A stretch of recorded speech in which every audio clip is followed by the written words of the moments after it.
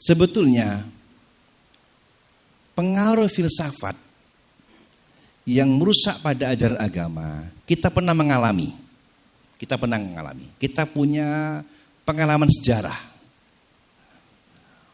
Menurut para ulama, Islam ini mengalami 3 fase.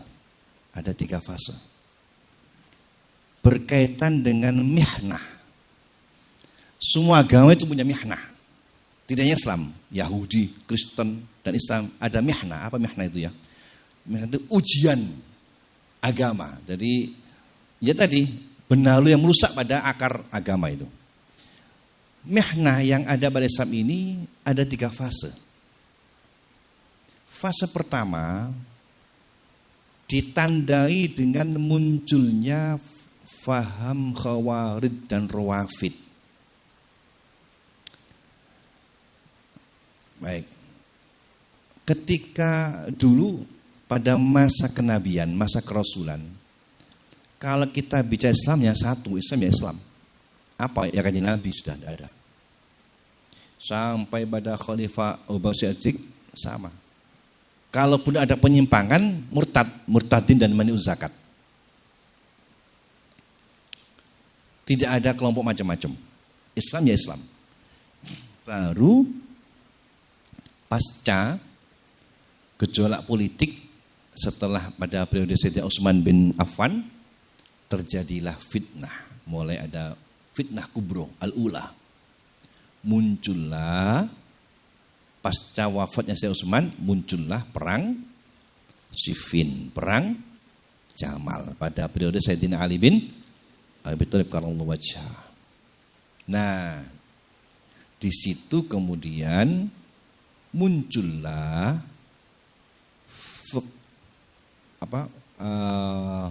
kelompok-kelompok ya. Jadi kelompok-kelompok itu sudah ada. Jadi pada masa itu sudah ada, faksi-faksi sudah ada. Tapi mereka masih dalam satu jajar, masih sama. Ketika pada masa Ali bin Abi Thalib, ketika peristiwa perang Jamal dan Siffin, masuklah pengaruh Yahudi yang dikenal dengan sosok namanya Abdullah bin Sabah. Singkatnya lahirlah kelompok Khawarij dan Rawafid yang dipicu oleh perpecahan politik, pandangan politik antaranya pandangan politiknya Sayyidina Ali dan kelompok yang Sayyidina Aisyah dan lain-lainnya yang menuntut, yang mula-mula karena menuntut pengusutan peristiwa pembunuhan Sayyidina Utsman, ada mengatakan Sayyidina Ali bersikukuh untuk melakukan konsolidasi internal karena faksi-faksi ada muncul di situ. Walhasil Rawafid dan Khawarij ini awal mula perpecahan dalam Islam yang dipicu oleh peristiwa perbedaan pandangan politik. Awalnya masalah politik, lama-lama berkaitan dengan agama. Yang Khawarij mengkafirkan Rawafid, yang Rawafid mengkafirkan Khawarij dan sebaliknya. Disitulah pada masanya kemudian tumbuh subur hadis-hadis maudhu. Kenapa? Karena mereka banyak menggunakan doktrin, menggunakan legitimasi agama untuk membela kebenarannya. Jadi hadis dipalsukan sesuai dengan kepentingan kelompoknya. Muncullah banyak hadis maudhu. Ini mihnah kubro al-ula. Mihnah kubro as-saniyah ditandai dengan runtuhnya Rum Syarqi dan Farsi pada masa pemerintahan Sayyidina Umar bin Khattab. Itu kan di tahun yang sama pada perang Yarmuk dan perang Qadisiyah ya. Perang Qadisiyah dan Yarmuk tahun berapa itu? 30 berapa itu? Kalau masih 636, tahun berapa itu? 36 dah, saya lupa. Di masa pemerintahan Sayyidina Umar bin Khattab jatuhlah Rum Syarqi yang berpusat ada di Syria dan juga jatuhlah Farsi yang ada di Irak ya. Bukan Iran, Irak itu. Jadi dulu Irak itu masuk Iran. Jadi Irak itu masuk wilayah satu, Farsi. yang ada di Irak. Ini dua imperium yang kuat, yang hampir tidak terkalahkan. Maka ketika waktu perjalanan Nabi ketika hijrah karena mengatakan bahwa nanti Rum dan Farsi akan dijatuhkan, itu sahabat-sahabat itu agak janggal, masa Farsi sekat itu mau dikalahkan. Tapi terbukti pada masa Sayyidina Umar bin Khattab dan tahun yang sama Islam dapat menjatuhkan imperialisme Rum Sarki, kepanjangan dari Rum Ghurbi dan Farsi. Nah, pada saat di Rum Sarki di Syria, sebelum Islam itu menguasai daerah Syria dan Palestina, hampir kebanyakan penduduknya itu beragama Yahudi dan Nasrani, terutama Nasrani. Sedangkan di Farsi beragama Majusi, penyembah api. Setiap agama itu pasti punya tradisi dan pasti punya kepercayaan. Di agama Majusi, di agama Kristen, Yahudi pasti ada. Nah, di agama Yahudi dan Majusi, agama Yahudi dan agama Kristen, sebelum Islam datang sudah berkembang filsafat Yunani di sana. Jadi filsafat Yunani itu akrab dengan agama Yahudi dan Nasrani. Terutama Nasrani. Nanti akan saya terangkan kenapa di Nasrani itu akrab. Karena ada problem dalam teksnya. Tidak saya terangkan nanti. Nah, sehingga filsafat Yunani itu berkembang di agama Kristen dan agama Yahudi. Pada saat Islam itu menguasai Syria dan menundukkan Rum Sarki, terjadilah benturan antaranya peradaban Islam dan peradaban filsafat Barat Yunani. Benturan itu, atau kalau dalam istilah ada buku namanya Clash of Civilization yang ditulis oleh Samuel Philip Huntington. Itu bestseller ya. Tahun berapa itu? Tahun 92 atau berapa itu? Itu benturan peradaban. Jadi peradaban Islam benturan dengan peradaban Barat yang diwakili oleh Yahudi dan Kristen. Nah, setiap ada benturan peradaban, maka akibatnya ada dua. Kalah atau menang. Saya ambil contoh begini gampangannya. Di Jawa, sebelum Islam itu datang, mayoritas agamanya apa penduduknya? Hindu-Buddha. Setiap agama itu pasti punya tradisi keagamaan masing-masing. Di dalam tradisi agama Hindu-Buddha, orang Hindu-Buddha itu senang membuat selamatan, ya. Jadi tradisi kita kan bikin selamatan. Punya istri umur hamil 3 bulan, selamatan neloni. Umur 7 bulan mitoni. Lahir selamatan mane brokoan. Nanti setahun bancaan, sunat selamatan mane. Kati rabi selamatan mane, rabi selamatan mane, duwe anak selamatan mane, mati selamatan mane. Sedino, rong dino, pitung dino, mari pitung dino 40 hari. 40 hari lanjut 100 hari, lanjut sependak, lanjut 1000 gak mari-mari. Minal mahdi ilal lahdi. Sawai panen selamatan, kena tikus selamatan, bangun rumah selamatan, omahe kobongan ya selamatan maneh, susah selamatan, gembira juga. Itu tradisi orang Jawa, Hindu Jawa. Datang Wali Songo,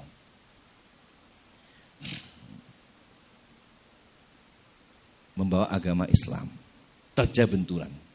Wali Songo punya prinsip dakwah. Sepanjang tradisi keagamaan itu sejalan dengan pokok-pokok ajaran Islam dengan filsafat Islam, maka tidak ada masalah. Hanya perlu dirubah tata caranya. Misalnya seperti selamatan desa itu kan tidak salah kan? Karena kepingin desanya itu makmur, tentrem, kerto, raharjo. Selamatan neloni, gak salah kan? Kepingin anaknya lahir selamat, jadi orang soleh, ibunya selamat. Semua filsafatnya baik, tapi salah caranya. Karena mereka beragama Hindu, tentu dilakukan dengan cara Hindu apa? Orang Hindu itu senang sesajen, karena dia percaya dewa-dewa. Ya. Jadi kalau selamatan desa itu kan membuat tumpeng, jadi nasi tumpeng kuning, dibungkus daun di atasnya itu, lalu diisi dengan jajan pasar pitung macem, dikasih ayam petik walik sobo Tegal, itu dimasak dengan masak bumbu merah, lalu dibawa di bawah pohon beringin yang angker, dimacakan, dibakar kemenyan, dimacakan mantra-mantra. Hong wileng sekaring bono langgeng sekar mayan. Lalu karena dewa-dewa seneng jajan, ditinggal dewa-dewanya. Ditambah kasih kopi sama rokok. Rokoknya di Samsu lagi. Itu kepercayaan orang Hindu. Tapi tujuannya baik. Desanya supaya aman, tentram, kerto, datang Wali Songo. Bukan dihancurkan, enggak. Diluruskan. Karena Islam itu tujuannya membangun peradaban, bukan merusak peradaban. Innama bu'istu liutammima makarimal akhlak. Ini peradaban. Tapi salah caranya. Dibenarkan. Tetap ada selamatan. Kenapa? Karena orang kepingin desa tentara aja itu gak ada salah. Sesuai dengan baldatun, thayyibatun, warabun. Cuman caranya yang salah.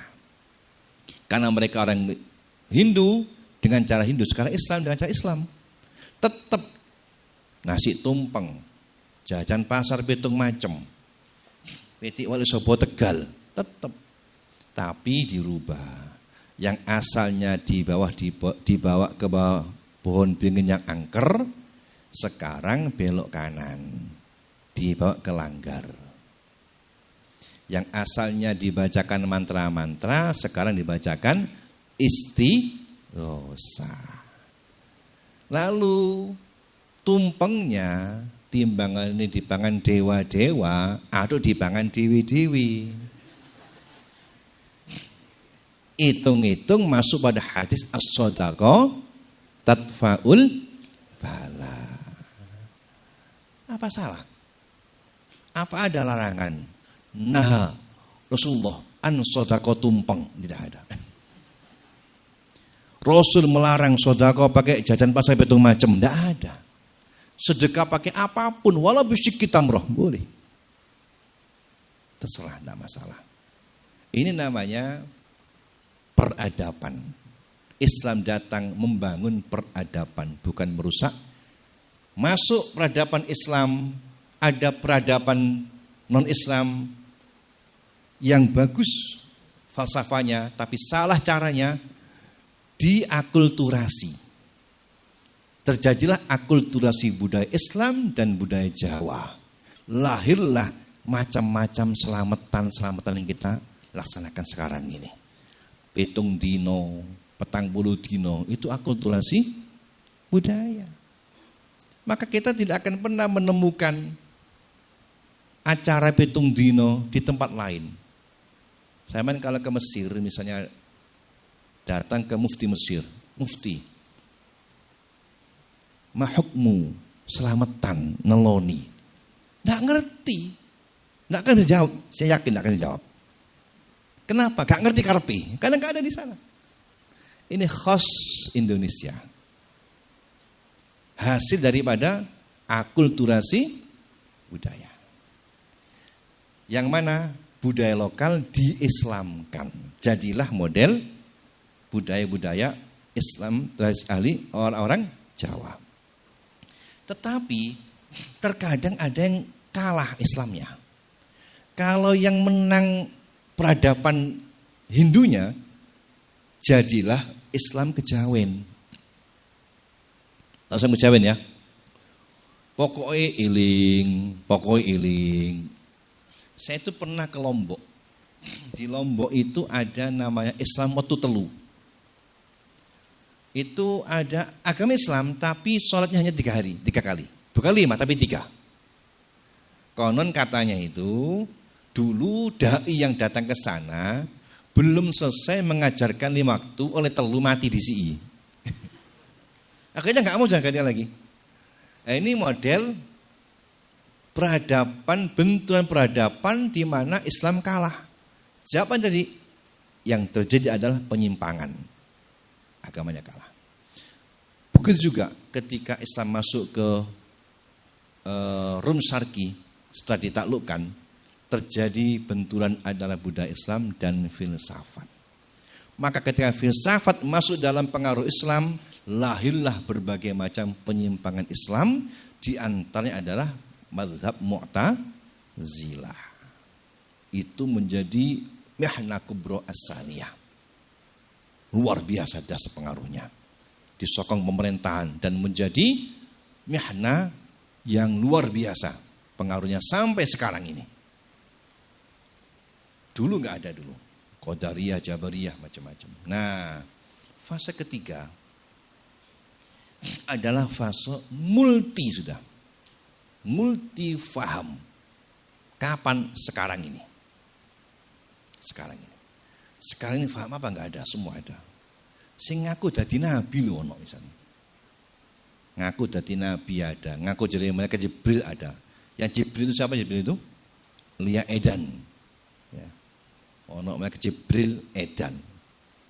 Ada ngaku dadi nabi namanya Siddiq, dulu namanya Siddiq ngaku dadi nabi. Dua-duanya masuk penjara. Jadi pas malaikat ini penjara, nabi ini penjara. Jadi wahyunya dan nabinya ada di penjara semuanya itu. Ada sekarang ini multi banyak macam-macamnya. Dari Mu'tazilah lahir berbagai macam-macam model pemahaman yang saat ini kita hadapi. Jadi kita ini masuk pada fase yang ketiga dan menjadi sunnatullah yang harus kita hadapi.